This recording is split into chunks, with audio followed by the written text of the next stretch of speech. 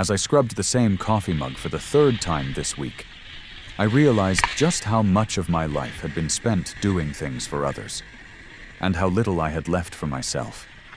The ceramic cup slipped slightly in my wet hands, the dish soap bubbles clinging to my skin as I tried to clean away the remnants of a family meal long gone. The same routine every evening. One plate, one fork, one cup, just enough to remind me of the years that had passed since the house felt full, since there was more than one set of silverware to wash.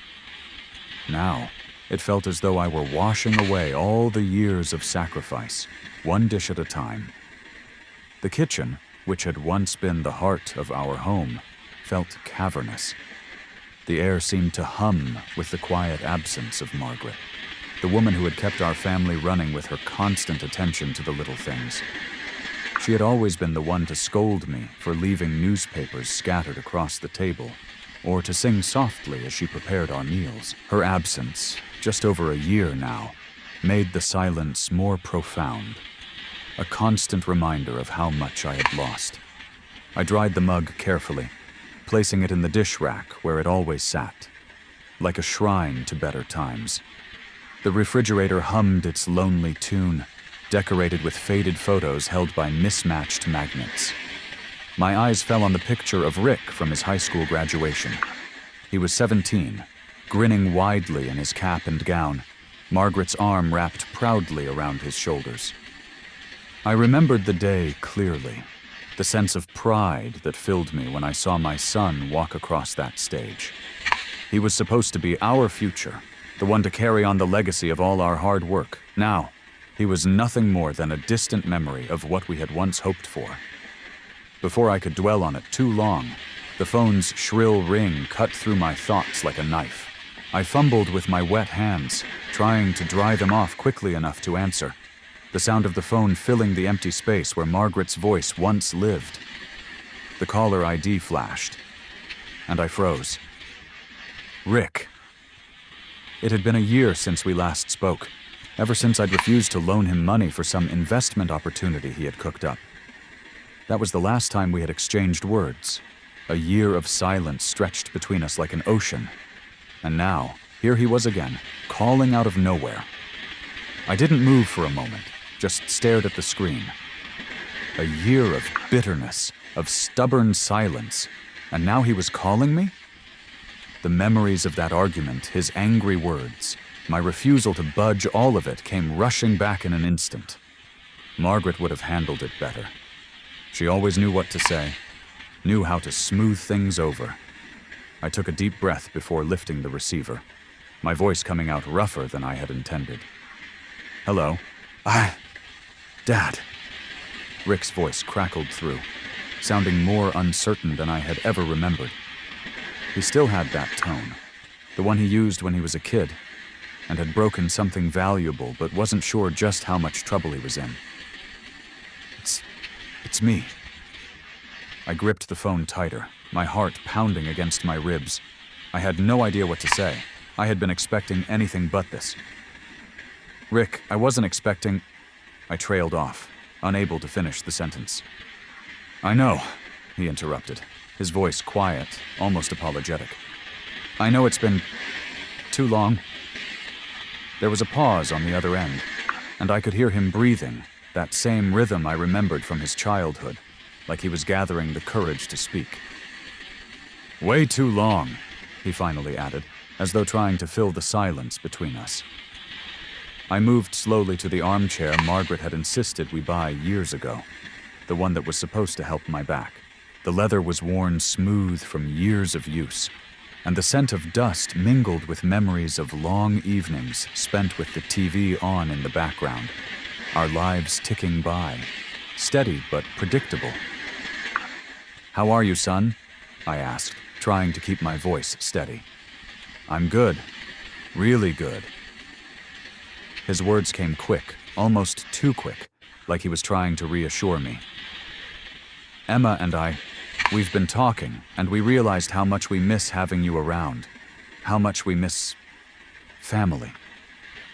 The word hung in the air like a balloon filled with air, and just enough hope to make my chest tighten. Family. Something we had once been, before pride, money, and stubborn silence built walls between us. I felt a pang in my heart. I missed it too, despite everything.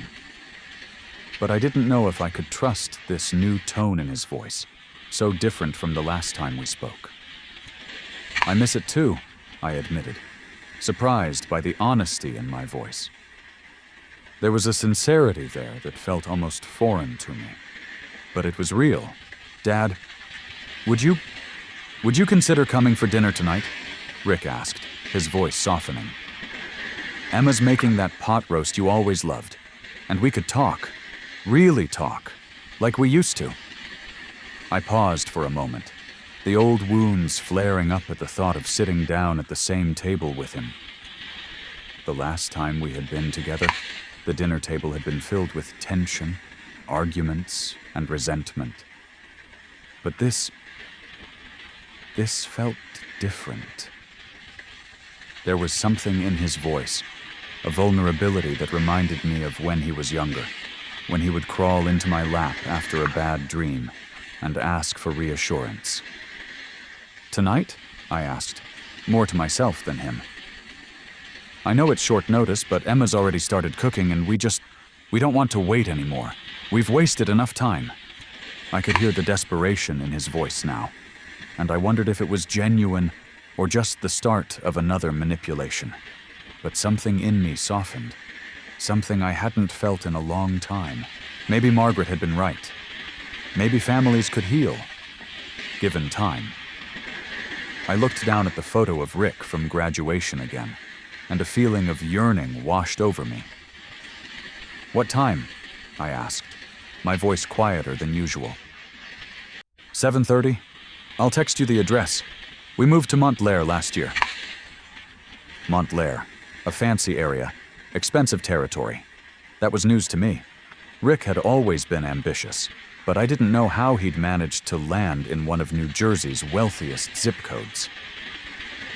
All right, I said, my voice steady despite the turmoil swirling in my gut. I'll be there. Thank you, Dad, he replied softly, and I could almost hear the relief in his voice. Thank you for giving us another chance. I sat back in my chair, still holding the receiver, the weight of the moment pressing on my chest. Margaret's smile seemed to flash across my mind, and I could almost hear her whispering to me, urging me to go. It was time, Jonathan. It was time to come home. I set the phone down slowly, the dial tone lingering in the silence. It wasn't like before. Before, I had been certain that I couldn't let go of the hurt, that there was nothing left to fix. But now, tonight seemed different. Maybe tonight could be the night we finally healed. I rose from the chair, the quiet in the house feeling more charged than it had in months. I was going to see Rick again. And maybe, just maybe, this time would be different. Upstairs, my bedroom felt like a museum of memories. Margaret's perfume bottles still lined the dresser, dust motes dancing in the late afternoon light, streaming through the lace curtains. I opened my closet and pushed past everyday shirts and worn sweaters until my fingers brushed against the navy suit Margaret had insisted I buy for Rick's graduation. The wool blend felt substantial between my fingers. She had been right. Of course I needed something nice for important occasions. Our son's graduation was certainly one of those. I carried the suit to the bed, unwrapping it slowly, remembering how proud I had felt walking into that auditorium with Margaret by my side, watching Rick cross the stage. The same suit had seen me through job interviews, anniversaries, and Margaret's funeral. Tonight, it would witness another milestone. The moment I stepped out of the Uber and saw the massive house, I knew I was entering a world that no longer resembled the one I had worked so hard to build. The street was quiet, the houses neatly arranged, their perfectly manicured lawns standing as silent sentinels to the wealth that lay behind their walls. The car slowed to a stop in front of a towering, pristine home, its stone columns gleaming in the soft light of the late afternoon. I couldn't help but feel small as I looked up at it. This wasn't my world anymore. I reached into my pocket for the address that Rick had texted me earlier. The house was on a grand scale, far too grand for a simple dinner. I wondered how he'd afforded it. The thought gnawed at me as I stepped out onto the sidewalk, my polished shoes clicking against the stone driveway. The familiar smells of suburban neighborhoods, freshly cut grass, distant barbecue smoke felt out of place here. I had spent my life working in a small Brooklyn neighborhood, just trying to keep my head above water. And here I was, surrounded by luxury that I couldn't even begin to understand. As I walked toward the front door, I felt an unfamiliar weight in my chest. The house, with its grand staircase and expensive-looking fixtures, felt like a stage for a performance that I wasn't sure I wanted to be a part of. I was walking into the heart of a family I no longer recognized. The door swung open before I could even ring the bell, and I found myself face to face with Maria, the housekeeper. Her smile was warm, but there was something in her eyes that I couldn't quite place: concern, perhaps, or a quiet sadness. She stepped aside, ushering me into the foyer with a practiced elegance. Her movements were smooth, deliberate, as if she had done this 1,000 times before. It was a stark contrast to my own hesitance, the weight of my own discomfort pressing down on me. "Mr. Miller," she greeted me, her voice pleasant, though a touch too formal. "Mr. Rick and Miss Emma are so excited you're here." Her words seemed rehearsed, as if she had been told exactly what to say. It wasn't a lie, but there was something off about it. I nodded, offering her a strained smile as I stepped into the house. I hadn't expected the interior to be quite so immaculate. The floors were marble, polished to perfection, and the light from crystal chandeliers danced across the walls, casting delicate shadows. The furniture looked like something straight out of an interior design magazine, luxurious, pristine, and yet completely foreign to me. The contrast between this place and my own modest home couldn't have been starker. I could feel the weight of every corner of this house, the pressure of it all, the knowledge that I didn't belong here. Rick appeared at the top of the staircase, and for a moment I thought he looked almost like a stranger.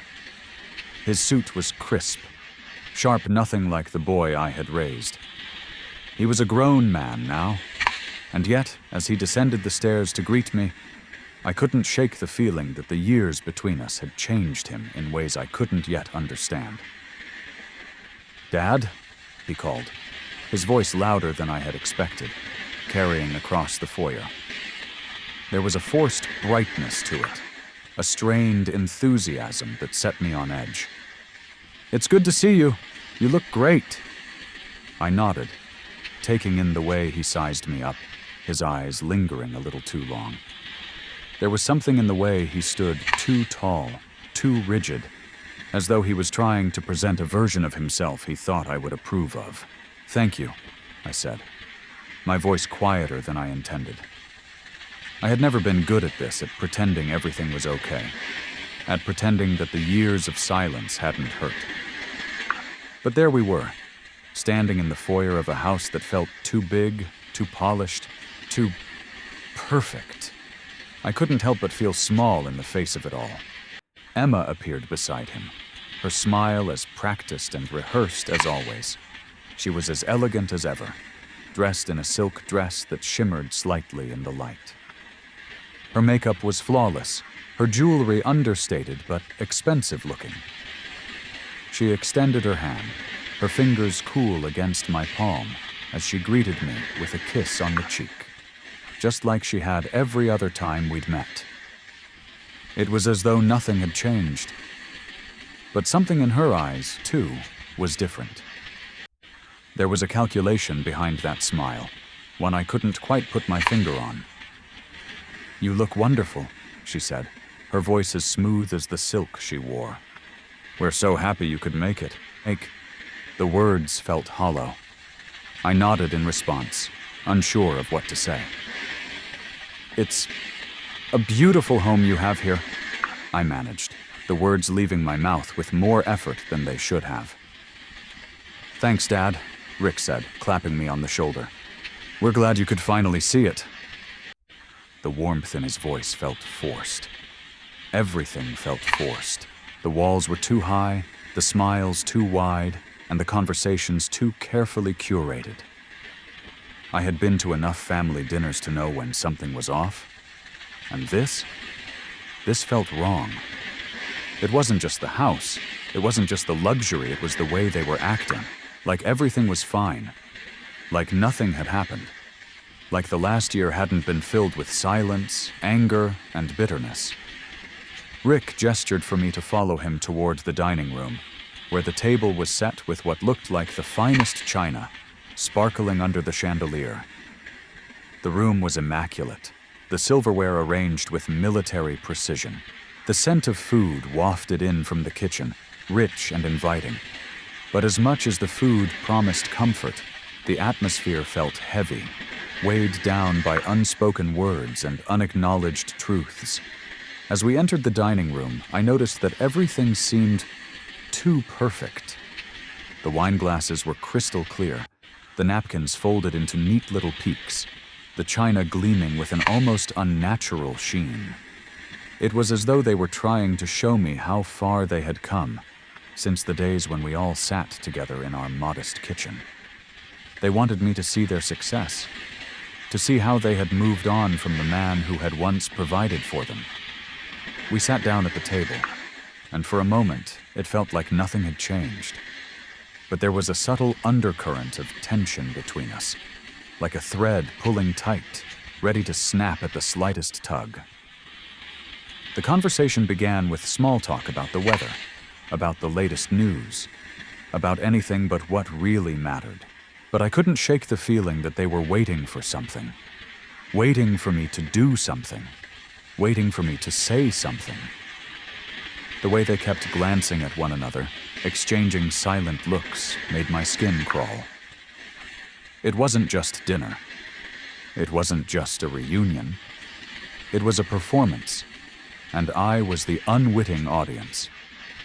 As I took a sip of wine, the taste seemed to settle uneasily in my stomach. It wasn't the wine, though it was the feeling that had begun to build in my chest. Something wasn't right. I could feel it in the air, thick with unspoken intentions. Rick's eyes flickered nervously, and Emma's smile didn't quite reach her eyes. It wasn't long before the conversation turned to business. They asked about my restaurants, about the future, about succession. But there was something in the way they asked. Too eager, too calculated. It was like they were fishing for something, waiting for me to let my guard down. I had spent my life building these businesses, pouring everything I had into them, and now they were asking about the future, about what would happen when I was gone. But what they didn't know was that I wasn't about to let them take it all. Not without a fight. The longer I sat there, pretending to be part of their perfect world, the more I felt the weight of the years of silence between us crushing down on me. The laughter around the table felt hollow, echoing against the pristine walls of the mansion like an unwelcome guest. Every word they said, every polite smile they flashed, seemed to pierce through the facade they were trying so hard to maintain.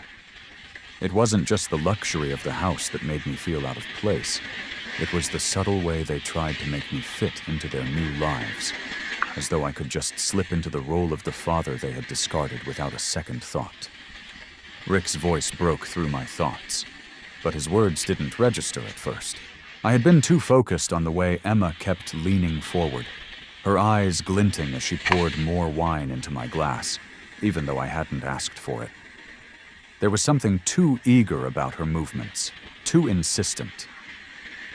I said, "Dad, have you thought about succession planning?" Rick repeated, his voice strained. He looked at me with those wide, innocent eyes, but I saw the tension beneath the surface. His words didn't feel like a question, they felt like a prompt, an attempt to steer the conversation in a particular direction. I set my glass down, the wine suddenly tasting too heavy in my mouth. "Succession planning?" I asked, my voice steady despite the disquiet growing in my chest. "What do you mean?" "Well," he continued, his hand absently tracing the rim of his glass. "You know, for the restaurants. Have you thought about what happens next? Who takes over when you're done?" The question hit me like a cold wave, but I tried not to show it. The calmness in his voice was at odds with the tension in the room. The way Emma was watching me, her lips slightly pursed, only deepened my unease. They were playing a game, and I was the pawn. I looked at Rick, trying to read him. This wasn't just about business. It was about something more. The restaurants, the empire Margaret and I had built together, were mine. But Rick, he didn't want just the business. He wanted everything. The house, the savings, the future. I shifted in my seat, the chair creaking beneath me. The weight of the years of hard work, the sacrifices I had made for them, suddenly felt like a millstone around my neck. The years I had spent, always putting them first, always putting my dreams on hold, while they built this perfect life that had nothing to do with me. "Have you spoken to a lawyer?" Emma asked, her voice soft. But there was something in it, something calculating. She wasn't looking at me, but at Rick, her fingers tapping on the edge of her wine glass as if she were waiting for the right moment to drop a bomb. "I mean, we don't want any surprises, right? It's important to be prepared." I felt the hairs on the back of my neck rise. This wasn't just a conversation, it was a strategy. Every word they said, every subtle glance exchanged between them, was part of a plan I couldn't quite see yet. But I knew it was coming. They were setting me up for something, and I didn't know if I could trust either of them anymore. "I've made a few decisions," I said slowly, trying to buy myself some time. "But I haven't finalized anything. I was waiting for the right moment." "Oh, of course," Rick said, nodding like he understood. But I could see the tension in his jaw, the tightness around his eyes. He was waiting for something, waiting for me to give him something he could use. "Well, we'll be here when you're ready to talk. We just want to make sure everything's in place." I glanced at the table, my hands suddenly feeling clammy. The contrast between the gleaming silverware, the perfectly folded napkins, and the gnawing unease inside me couldn't have been more stark. It was like I was playing a role in their story, but I wasn't sure if I was the protagonist or the victim. The conversation drifted on, but I couldn't shake the feeling that something was wrong. My mind kept going back to the strange taste in my mouth, the wine, the way Emma kept filling my glass. She was being too attentive, too eager. It felt like a performance, like they were playing their parts, and I was meant to play mine. The dinner continued, the course after course arriving with polite smiles, but I could barely taste the food. All I could think about was the text message that had come earlier. "Stand up and leave. Now say nothing to your son." Whoever had sent it knew something I didn't, knew something about what was going on in this house. And then, just as I began to tune out the conversation, my phone buzzed in my pocket. I tried to ignore it, but it buzzed again, more urgently this time. I excused myself from the table, trying to hide the anxiety that had started to settle in my chest. The hallway was quiet as I walked toward the bathroom. The house felt like a labyrinth of cold marble and gleaming glass, every turn seeming to lead me further away from the family I once knew. I reached into my pocket and pulled out the phone, glancing at the screen. The message was from an unknown number, but I didn't need to look at the message itself to know it was the same person who had sent the warning earlier. I could feel my heart pounding in my chest as I read it. "They've already set everything up. The papers are in the study. Don't let them control you.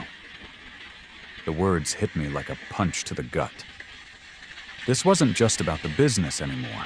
This was about something far more sinister. I had been a fool to believe in their promises of reconciliation. I looked up, half expecting to see one of them watching me from the hallway, but the house was silent. The only sound the faint hum of the air conditioning. I couldn't ignore it any longer. I had to act. I had to find out what they were planning before it was too late. I turned around and walked back toward the dining room, my mind racing. This wasn't a reunion. It was a setup, and I was going to find out exactly what they were planning. The moment I stepped into the kitchen, the cold air hit me like a slap. The house felt bigger with every step I took, as if it were swallowing me whole. The polished marble floors seemed to stretch endlessly before me, a pristine emptiness that mirrored the growing emptiness inside. I had come here hoping for a reconciliation, hoping that maybe the years of silence between Rick and me could be undone. But now, the pieces were falling into place, and the picture they formed wasn't one I wanted to see. Maria stood at the kitchen sink, her back to me as she carefully washed crystal glasses with methodical precision. There was something about the way she moved, calm, controlled, almost as if she were trying to maintain some semblance of normalcy, while the rest of the house buzzed with secrets. She didn't acknowledge me, didn't even glance in my direction, and I couldn't shake the feeling that something was off. The longer I stood there, the more I realized I wasn't just feeling out of place, I was being kept in the dark. And Maria knew it. I took a few steps closer, my footsteps muffled on the marble. I wasn't sure why I felt compelled to approach her. Maybe it was the strange sense of familiarity I had always felt with her. The way she had been a silent, steady presence in this house for years. But now, that same presence felt like a barrier. She wasn't just a housekeeper anymore. She was a witness. And I needed answers. "Maria," I said, my voice softer than I intended. She froze for a moment, her hands stilling in the soapy water. Slowly she turned around, her face calm, but there was a glint in her eyes that made my stomach tighten. It was as if she knew something I didn't, as if she had been waiting for this moment. "Mr. Miller," she said quietly, almost too quietly. "Can I help you with something?" I paused, unsure of what I was hoping to achieve. I didn't want to accuse her of anything. I didn't even know what I was asking for. But something in the way she looked at me made me feel like she knew exactly what was going on. And I didn't like it. I started, then stopped, trying to gather my thoughts. "I just wanted to say thank you for all your hard work. I know my son and his wife don't always appreciate it, but I do."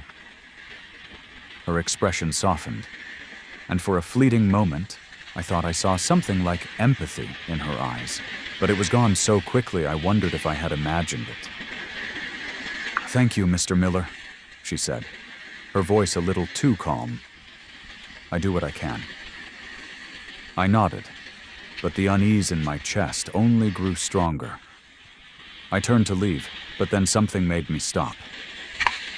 The message I'd received earlier still haunted me, and I couldn't ignore the growing suspicion that something was terribly wrong here. Rick and Emma's behavior was too rehearsed, too perfect. There had to be more going on than they were letting on. And I was going to find out what it was. As I moved past Maria, my gaze flickered to the counter where a pile of papers lay. The stack was organized, as if someone had taken great care to make sure everything was in its place. But there was something about it that caught my attention. The top sheet was a legal document, the words too blurry to read from this distance, but the sight of it made my heart race. I hadn't been expecting to find anything concrete here, but now, with this small detail, something clicked. They had been planning something I wasn't meant to know. I took a few steps toward the counter, my heart pounding in my chest. Maria hadn't moved, but I could feel her eyes on me.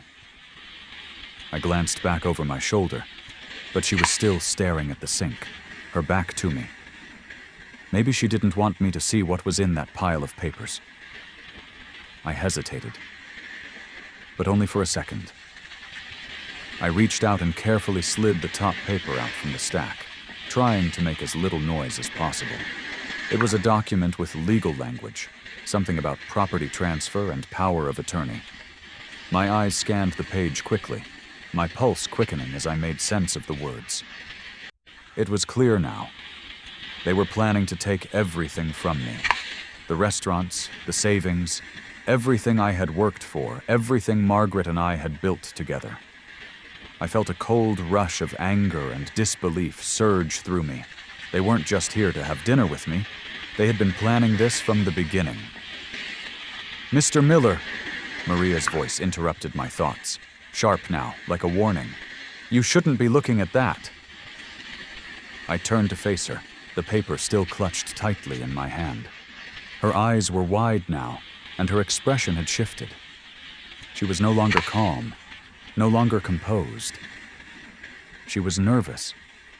And for the first time, I wondered if she was nervous because she knew exactly what was happening, or because she was part of it. "What is this?" I asked, my voice low, almost too quiet. "What are they planning?" Maria didn't answer immediately. Her gaze flickered to the door, then back to me, as if she were weighing her options. I could see the struggle in her eyes. She wanted to say something, but she wasn't sure how much she could reveal. And I couldn't blame her for that. I had no idea what kind of pressure they had put on her, what kind of leverage they had over her. Finally, she spoke, her voice barely above a whisper. "You need to leave. Now. They're setting you up." The words hit me like a slap. I froze, my fingers tightening around the paper in my hand. My mind raced. This wasn't just about business anymore. This was about something much darker. Rick and Emma were conspiring against me, and they weren't going to stop until they had everything they wanted. I stepped back, my heart racing. I could feel the walls closing in around me. The house, once so inviting, now felt like a trap. I had to get out. Maria didn't move, but I saw the way she looked at me, guilt in her eyes, a sadness that matched the weight in my chest. I wanted to ask her more. I wanted to know why she hadn't warned me sooner. But there was no time for questions. There was only time to act. I turned and hurried towards the back door, my mind racing with the implications of everything I had just learned. I had to get out of there. I had to make sure that whatever they were planning didn't succeed. And I needed to figure out how to take back control before they completely destroyed everything I had worked for. The moment I stepped into the cool night air, I knew I wasn't just running away. I was running toward something bigger, something I could control. My shoes clicked against the stone pathway as I moved swiftly, my breath coming in short bursts, my heart pounding. The night felt vast, empty, as if the world was holding its breath, waiting for me to make a move. I had come to this house seeking answers, seeking reconciliation, but what I had found instead was betrayal. Now, it was time to find the truth, not in the walls of this house, but in the papers they had left behind, and in the steps I would take to reclaim what was mine. The Uber ride back was swift, the car pulling away from the mansion in Montclair, the lights of the house shrinking into the distance. The streets, illuminated by street lamps, felt empty, a quiet reflection of the turmoil swirling inside me. I knew the road ahead wouldn't be easy, but it was clear now that there was no going back. I was not just fighting for my business or my legacy anymore. I was fighting for my dignity. I had seen the papers on the kitchen counter, power of attorney, property transfers, signatures that had already been prepared. The way Emma had been watching me, the way Rick had pressed me about succession planning, it wasn't just dinner, it was a trap. They wanted me to sign those papers, to hand over everything Margaret and I had worked for, and they had gone so far as to set me up, to make me vulnerable. The poisoned wine, the overly generous pours, it all made sense now. I fumbled for my phone, my hands trembling slightly. The message from Maria echoed in my mind. "You need to leave. Now. They're setting you up." The truth had been staring me in the face all along, but I had been too blinded by my desire to reconnect with my son to see it. The reality was that Rick and Emma weren't trying to repair our relationship. They were trying to take everything from me. I dialed a number I hadn't used in years, the number of my lawyer, Derek Walters. The phone rang 3 times before he picked up, his groggy voice a stark contrast to the storm in my chest. "Mr. Coleman?" Derek's voice was thick with sleep, but there was an edge of professionalism that cut through the haze. "What's going on?" "Derek, I need your help," I said, my voice tight. "I'm in trouble. I need you to help me stop a fraud. Rick and Emma." "What's happened?" Derek interrupted, his tone sharpening. "Slow down, Jonathan. What's going on with Rick and Emma?" "They're planning to take my business. They've set me up, Derek. They're going to forge my signature, transfer everything over to themselves. I need you to look into the legal papers. I need them stopped." There was a long pause on the other end of the line before Derek spoke again, his voice low and careful. "Jonathan, I'm going to need details. You can't just tell me they're planning something and expect me to act on it. You need proof. Do you have any?" "I saw the papers," I said, my voice a little more steady now, but still laced with anger. "I saw them in the kitchen. Power of attorney, asset transfers, it's all there. They've been planning this for months." "Okay," Derek said, his voice calmer now. "I'll need those documents. And I need you to get them to me as soon as possible. Do you have access to them? Can you send me copies?" I thought for a moment. The papers were still at the house. I hadn't grabbed them before I left. But I knew where they were, and I knew I couldn't let Rick and Emma get away with this. "I'll get them to you," I said, my voice steady now. "I'm going back, but I need to get there before they realize what's happening." "You do that," Derek replied. "I'll start working on the legal side. We'll stop this, Jonathan. I'm on your side." I ended the call and stared out the window of the car as it sped toward my home in Brooklyn. The streets blurred past, but my mind was laser-focused on one thing. The papers. If I could get them back, if I could stop the transfer before it was finalized, I could stop Rick and Emma from taking everything from me. But I had to move fast. When I arrived home, I quickly grabbed my coat and slipped out the door without a word. The city was quiet now, the streets bathed in the soft glow of streetlights. My mind was racing as I walked down the sidewalk towards the corner store where I had parked my car.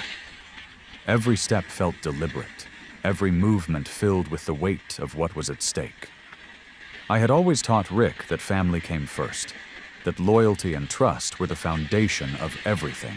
But somewhere along the way, he had lost sight of that. He had been consumed by greed, by the lure of wealth and power, and in doing so, he had betrayed me in the worst possible way. Emma, too, had played her part. She was the perfect partner in this scheme, a woman who had known exactly how to manipulate the situation, how to manipulate me. As I drove back to Montclair, I couldn't shake the feeling of betrayal. I thought of the years I had spent providing for my family, sacrificing my own dreams so they could live comfortably. But now, all of that felt like it had been for nothing. They had taken everything I had worked for and turned it into a game. They didn't see the years of sacrifice, the sleepless nights, the lost moments. They just saw an opportunity. By the time I reached their house, the sun was beginning to set, casting long shadows across the driveway. I parked a few houses down and made my way toward the back entrance. The night was quiet, too quiet, and I could feel my heart pounding in my chest as I approached the door. I moved quickly, slipping through the side gate and onto the patio. I had to get to the study. I had to get the papers before they realized I had figured out what they were doing. I reached the back door, my fingers trembling slightly as I turned the handle. The door creaked open slowly, and I slipped inside, moving quietly through the hallway. The house was dark, except for a faint light coming from the study at the end of the hall. I approached carefully, the sound of my footsteps muffled by the thick carpet. I could hear voices from the other room, Rick and Emma. They were talking, their words low but urgent. "This is it," Emma's voice floated through the door. "Once he signs, we'll have everything we need. We'll finally be free." I froze, my heart stopping in my chest. They had already planned it. They were ready to move forward with their scheme, to steal everything I had built. But they didn't know I was already one step ahead. I walked into that room knowing what was coming. I wasn't going to let them have the last word. Not this time. The tension in the air was palpable, a thick layer of anticipation that hung over the house like a storm cloud waiting to burst. My mind was clear, my heart steady. I had spent too many years being overlooked, being manipulated to let it happen again. Tonight, I wasn't just the father who had provided for them. Tonight, I was taking back control. The study was exactly as I remembered it, quiet, pristine, filled with bookshelves lined with leather-bound volumes and framed photographs of family vacations. But tonight, the room felt colder, as though every piece of furniture, every framed picture, was watching me, waiting for me to make my move. Rick and Emma hadn't seen me come in, but I knew they were here probably preparing for the moment when I would hand over my signature, sealing my fate and their future. I stepped into the doorway, and that was when they saw me. Rick was sitting at the desk, his hands folded in front of him, his posture too perfect. Emma was standing by the window, her back turned, as though she couldn't bear to face me. The air between us was charged with an unspoken tension, as if they were trying to figure out what I was going to do, whether I would fall into their trap.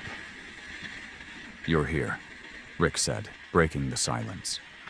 His voice was calm, too calm, and I could hear the faint edge of desperation beneath the facade. He stood up slowly, his eyes flickering over to Emma before they returned to me. "I knew you'd come around." I didn't respond. I didn't need to. My eyes scanned the desk, where a stack of papers lay neatly arranged documents for the transfer of my businesses, my property, everything I had worked for. I could feel my pulse quicken, but I held my ground. This was the moment I had been waiting for. This was when I would take back control. "I don't think you understand," Rick continued, his voice softer now, as though trying to reassure me. "This is for the best, for all of us. You don't need this anymore. You've worked hard your whole life. Let us take care of things now." I stood there, staring at the papers on the desk. The words on the page seemed to blur in my vision, but I could still make them out: power of attorney, property transfer, the complete legal surrender of everything I had built. And they thought I would sign it. They thought they had me cornered, that I would be too tired, too defeated to fight back. "You don't get it, Rick," I finally said, my voice steady. "I'm not signing anything. You're not getting a damn thing from me." Rick's expression shifted in an instant, his face darkening with frustration. Emma, who had been silent until now, turned toward me, her perfect smile slipping for a moment. There was no more pretense of warmth, no more kindness. I had crossed a line they hadn't expected. "You don't understand, Dad," Rick snapped, his voice rising now, no longer the calm facade he had been holding on to. "You've been holding on to these things like they mean something. They don't. All your hard work, all your sacrifices, they mean nothing. They don't matter. It's time to move on. Let us take care of it." I took a step forward, my jaw clenched. The words stung, but I wasn't going to let them see me react. You think I don't know what this is? This isn't about me. This is about you and Emma. You've been trying to take everything from me, and I'm not going to let it happen. Rick's eyes narrowed, his hands gripping the edge of the desk. You're too stubborn for your own good, old man, he growled. You've spent your whole life giving everything for nothing. But it's not about you anymore. It's about me. About us. Is it? I shot back. Because it looks to me like it's all about you, Rick. It's all about you getting your hands on everything I've worked for, everything I've built. And you think I'm going to just hand it over because you say so? Emma stepped forward then, her voice sharp and calculated. You don't get to make the rules anymore, Jonathan. We've been patient, but this is the last time we're asking. Sign the papers, and it's over. No more arguments, no more family drama. I felt my chest tighten at the sound of her voice. The way she spoke, like everything was a transaction. Like I was just some obstacle in the way of their success. No, I said, my voice quieter now, but firm. This isn't just about money or property. This is about respect. You've never respected me, not once. You think you can just take everything? That I'd just sit here and let it happen? Well, I'm not going to let you destroy everything I've worked for. Not without a fight. The room was silent for a moment, the tension thick in the air. Then, without warning, Rick slammed his fist on the desk. You don't have a choice, old man. You don't get to decide anymore. His face was red with anger, his voice trembling with the weight of his own frustration. I stood my ground, refusing to back down. No, I repeated, my voice steady and sure. I don't have to sign. I won't. Rick's face twisted with rage. You think you're in control here? You think you can just walk away? You're a fool, Dad. You'll regret this. But it wasn't Rick's words that made me pause. It was the quiet realization that I had something they didn't expect. I had the evidence. I had the power of attorney papers, the transfer documents, the proof of their plans, and I was going to make sure they were exposed for what they were. I pulled out my phone, keeping my eyes on them as I did. I had already called Derek, my lawyer. He was waiting for me to send the documents. He had already promised to act quickly. This wasn't over yet. I don't think you understand, Rick, I said quietly, my finger hovering over the screen. I'm sending this to my lawyer. It's not over, not by a long shot. Rick took a step forward, but I held up my hand, stopping him in his tracks. Don't, I warned, my voice hardening. You've already done enough. The silence in the room was deafening, the weight of my words settling over us like a heavy fog. I wasn't backing down anymore. I had made my decision, and this time I wasn't going to lose. In the end, it wasn't about the property or the business. It wasn't even about the money. What mattered most was my sense of self-worth. For so many years, I had sacrificed everything for my family, placing their needs above my own, believing that love and devotion were enough to hold us together. But what I learned through it all was that sacrifice without respect is just a quiet form of submission. When Rick and Emma tried to take everything I had built, they didn't just attempt to steal my business. They tried to steal my dignity, my sense of self, and the value I had spent my entire life building. They didn't see the long nights, the exhaustion, the way I had always put their needs first, hoping one day they would understand. But the truth was, they never asked. They never respected the work that went into those sacrifices. And in that, I found my turning point. I had given so much of myself to them, but I had neglected the most important person, myself. That night, as I stood up to them and took back control, I reclaimed something that had been lost for far too long. My own dignity. No longer would I let their arrogance define me. No longer would I be the father who sat quietly by, letting his children manipulate him into giving up everything. Instead, I chose to stand firm. I chose to remind myself that my value was not determined by the sacrifices I had made, but by the strength I had to walk away when it mattered most. In that moment, I understood something that had eluded me for so long. Self-respect is not a gift you give others, it's something you give to yourself. And boundaries, healthy, strong boundaries, are not walls to keep others out. They are shields to protect your heart, your soul, and your life's work from being torn down by those who would take advantage of you. The lesson was clear.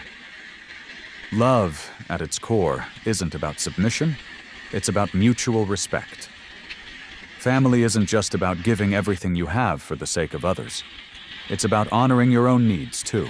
And when you stop allowing others to diminish you, when you stop letting them take what isn't theirs to take, that's when real healing begins. I had spent so long trying to fix things with Rick, with Emma, hoping they would see the sacrifices I had made. But the truth was, they had to see it for themselves. And I had to stop letting their arrogance dictate my life. I thought about Margaret, how she had always known the importance of standing up for what was right, how she had never been afraid to set boundaries when she needed to.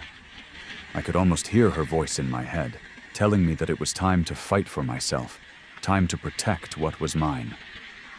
She would have been proud of me. I had done what was necessary, what was right, and in the process, I had rediscovered my own strength. As I stood in the quiet of my home, knowing that the battle wasn't truly over yet, I felt a deep sense of peace. I wasn't a victim anymore. I was a man who had fought for his self-respect, for his family, for the legacy he had built. I was proud of the person I had become. And no matter what came next, I knew that I could handle it. I had taken back control. I had stood up for myself. And in doing so, I had reminded myself of something I had forgotten. I am worthy. And to anyone out there who feels like they've given too much, sacrificed too much, and been taken for granted, remember this. Your worth is not measured by how much you give away. It's measured by how much you keep for yourself. Don't let anyone steal your dignity. Don't let anyone make you feel small. Stand up for yourself, set your boundaries, and know that you deserve respect. If you believe in the power of self-respect and the strength to stand up for what's right, please subscribe to our channel. Leave a number 1 in the comments if this story spoke to you.